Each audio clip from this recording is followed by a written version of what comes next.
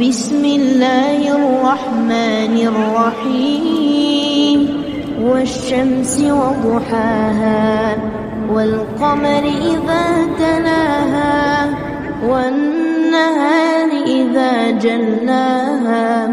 والليل إذا يغشاها والسماء وما بناها والأرض وما طحاها ونفس وما سواها فألهمها فجورها وتقواها قد أفلح من زكاها